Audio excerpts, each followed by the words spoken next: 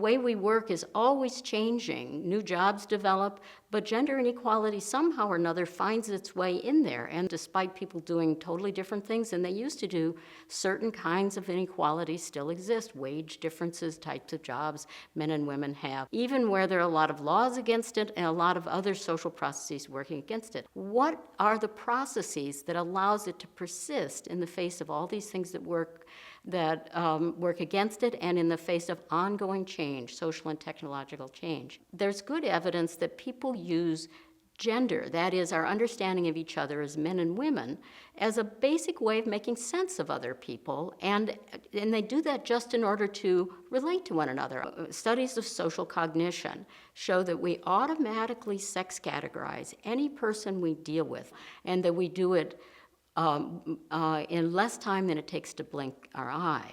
It's a cultural tool, what I call a primary frame for making sense of the other people.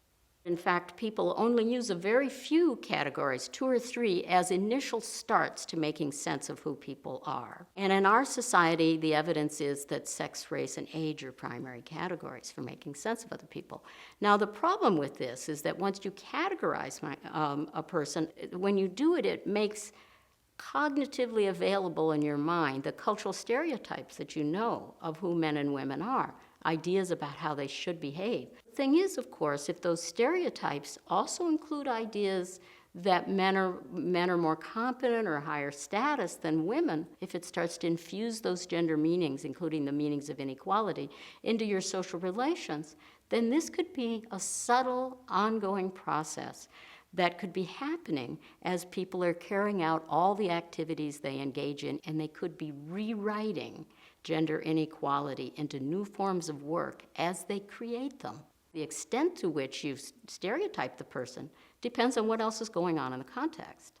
In situations that are relatively gender neutral, they're not highly associated with either men or women. Men are advantaged in the sense of being thought to be more competent, a little more competent, and a little more worthy of status and authority. But in contexts that are more strongly sex-typed for men, like say engineering or something, these biases become stronger and more intense, and men are more favored. You're more inclined to think that a man in that situation will be more competent or more worthy of being a high status or authoritative person, more leader-like. And in contexts that are typed for women, nursing or something of that sort, women are very weakly favored for competence, but they're not favored for authority. Men are still favored for authority. Despite the fact that there have been all these changes in women's involvement in the workforce, their employment, they're moving more into high-status occupations, they've had improvements in their salary compared to men. Despite all that, stereotypes are surprisingly unchanged. Women are now thought to be as intelligent as men when they didn't used to be, but otherwise they're still thought to be, in general, less forceful and competent and leader-like than men.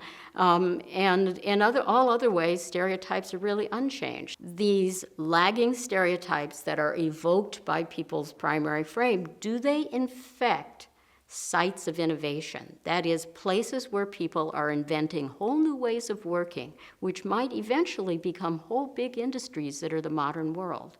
If they do infect these positions, they can reinvent inequality for a new era. Does that happen? I found some evidence where people examined high-tech startups, some of them based in the life sciences, some of them based in the physical sciences and information technology. So the gender frame argument basically predicts that in the life sciences, in these high-tech biotech startups, there'll be less gender inequality being recreated there than in the information technology context. Women are now 50% of all the PhDs, and biotech and the life sciences are no longer highly sex-typed. Both men and women do them. Now the IT context is engineering and the physical sciences, still highly male-typed as a mix, and men are overwhelming the majority of PhDs in that area still. What I found was that, in fact, women in these biotech startups did rather well. They attained parity with men in gaining patents and were only slightly disadvantaged in the number of patents they had. And in IT companies, what we found was that women did much less well than men did. They had many fewer patents to their name overall, and they were, in fact, much less likely to patent at all than compared to men. What all this tells us is that our everyday use of gender puts us at risk of rewriting gender inequality into the new activities that we create. The modern forces for change are not unopposed.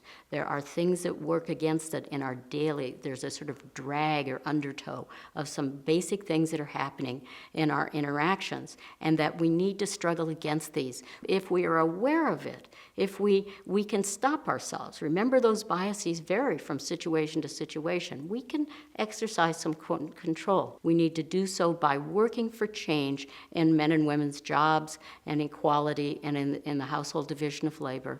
If the more we change we do in this thing, the more we'll change our stereotypes, and the more we will eventually attain it. But it will be a struggle, an ongoing struggle.